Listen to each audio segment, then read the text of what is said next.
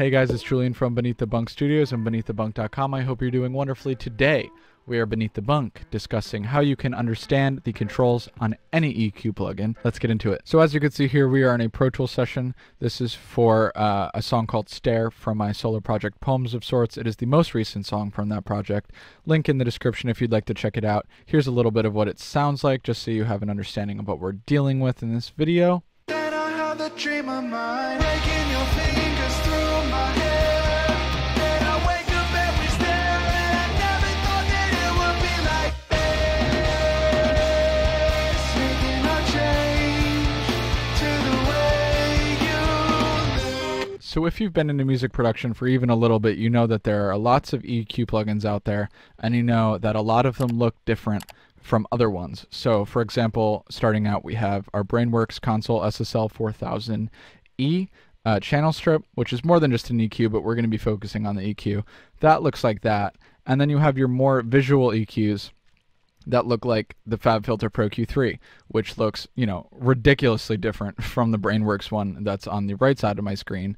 But they both function in very similar ways. They're both meant to perform the same few tasks. You know, you also have your Pro Tools EQ that comes stock, which looks more like FabFilter than it does the Brainworks one, in that there's a graphic display, and you can move these knobs around and visually see what's happening. That's the biggest difference between these different types of EQs, is that you can see what you're doing. We're just going to stick with the Brainworks, and we're going to stick with the stock EQ in Pro Tools, just for the sake of simplicity and just for the sake of dealing with plugins that are more easily accessible, because Pro Q3 is expensive. The first thing that I really wanted to stress is that even though this plugin looks much more complicated than the FabFilter one or the stock Pro Tools EQ, like I said before, it does do mainly the same few things, and you're going to be just fine with either one. You know, for example, this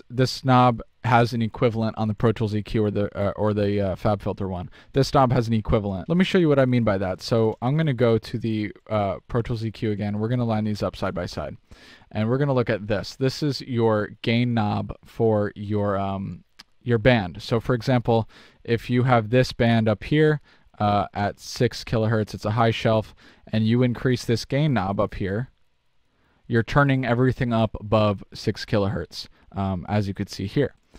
And you get the same result if you just click and drag upwards, although it's less of an exact science because you can move the frequency back and forth by accident, even if you don't mean to. This gain knob is the same exact thing as this gain knob. It's performing the same function, and it is turning up the volume of all the frequencies above a certain frequency. Now let's check out this frequency knob. This frequency knob, if you look here, if I turn the gain up so it's easier for you to see, is going to move that band from left to right. So for example, now we're turning everything up above 4.08 kilohertz. Now we're turning everything up above 9.77 kilohertz. So you can move it all around, and you could go as low as 1.8 on this band. Different bands have different thresholds. That's usually the case on most EQs. Not the FabFilter, you can move bands wherever on that thing, but anyway. This frequency knob is the same thing as this frequency knob. So when I turn, so we're starting at AK here. Let's start at AK here as well, just for the sake of you understanding what I'm talking about.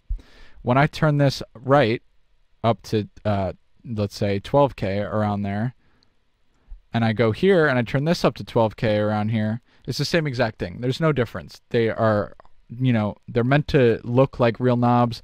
It looks a little bit more complicated if you're unfamiliar with EQs, but you're performing the same function in a very similar way. Are they going to sound exactly the same? No, because they're different EQs. Different EQs sound different, but it's the idea is the same. Let's also check out this shelf. So shelf versus bell. Right now, with it on shelf mode, this is a high shelf here. So with it on shelf mode, this EQ band that I was just playing around with here looks the same as this, or very similar. They don't have exact curves, like I said, because they're different EQs, but they look very similar. Now, if we press this button, and now it says bell, and if we press this button, it's going to say bell now. So we just converted this to this. which obviously is going to do different things, because you could see now it's everything above 4.28 kilohertz. But now once we switch it to bell mode, it's at 4.28 kilohertz still, but it's not taking everything over here. It's not taking that entire end of the frequency spectrum. And it's also affecting some frequencies below 4.28 kilohertz. Here, not so much. It could be affecting them to some degree, but not nearly as much as it is affecting them right here. So it's a totally different shape, and when you press these two buttons back together to go from shelf to bell, it's the same thing as clicking the shelf bell. That's the visual translation of what you're looking at. Now let's move on to Q, also known as width or bandwidth or whatever you want to call it. This knob over here is going to make this more narrow. So let's say we have a really annoying spiky frequency at 4K classic and we want to turn it down. We would make the Q value very narrow so that we don't do that much damage to the frequencies that are around 4K, because we only really want to affect that 4K and the really close frequencies to that frequency so that we get rid of the harmonics and everything that's around there that's annoying us. If we were to lower this Q value, we would be getting a much wider value. So now we're boosting way more frequencies, and the effect is going to be way more noticeable than if the Q was down here. It's just going to sound completely different. Each kind of Q value has different purposes, if that makes sense. So there are some reasons you might want something like this, and there's some reasons you may want something like this. This Q value is the same exact thing as this knob on this EQ. So the way they illustrate it here, which is very nice, is they have diagrams. So you have your very narrow band right here, and you have your very wide band right here. So what that's telling you is the farther you go to the left, the more narrow Q value or your bandwidth is going to be. So this is the equivalent of this, the way it is right now, nice and narrow like that. Now, the more gradually you turn this up, the wider you're making the band. So starting here and moving to here, all the way up, is the equivalent of starting here and moving all the way up. That's your visual representation of that. Whether or not it actually gets that wide on the EQ, which I doubt that it does, I don't know. I've never seen like a real visual representation of what the EQ does, but this is the gist of it. Next up, we could talk about our filters really quick. Super simple stuff. So a high-pass filter is something that is taking away all the frequencies below a certain point, or rather starts taming frequencies below a certain point.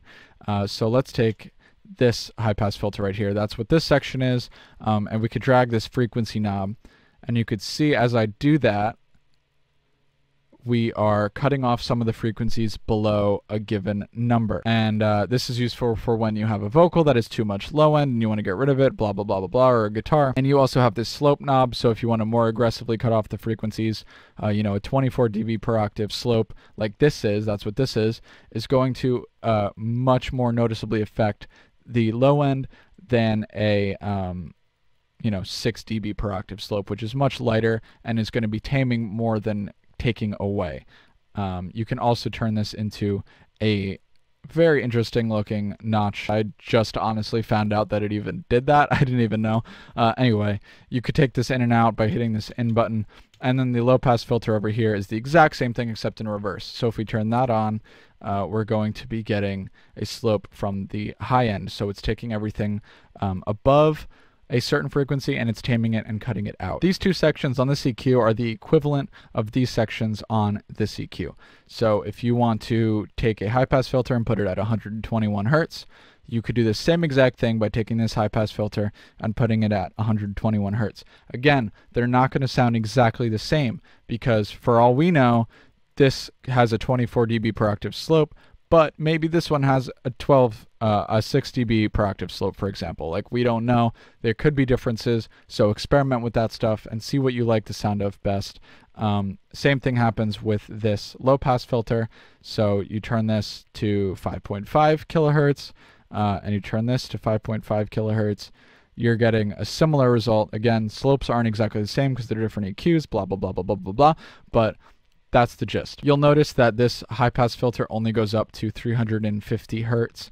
So if we wanted to make it so that we could go higher than that, let's say we wanted it to go up to, I don't know, whatever 350 times 3 is, I can't do that math in my head right now, we could have this ×3 button, and we could be able to move the high pass filter higher up in the frequency range to frequencies that are higher than 350 hertz. And this works in reverse with the low pass filter. And you could hit this divide by 3 button as opposed to the multiply by 3 button. And now it says we're at 22 kilohertz, but we're actually at 7.3 kilohertz because this divide by button is on. I was talking about how you could bounce between, your shelf and your bell, and how you can do that on this one as well. I talked about with the high end, but on this EQ you can also do that with the low end, and you could have that. Last thing you're going to notice is this EQ type knob, which is a nice little nuance that they threw in here. So if you turn this on, you're going to notice that the low end band, the colors of the knobs change, signifying that the curve is changing. So this is kind of going to be a different flavor from this. That's all that really means. And it's just different things to play around with. Maybe you're not liking the way this is playing with your low end, but you turn this on, and that's a way that flatters your sound a little bit more.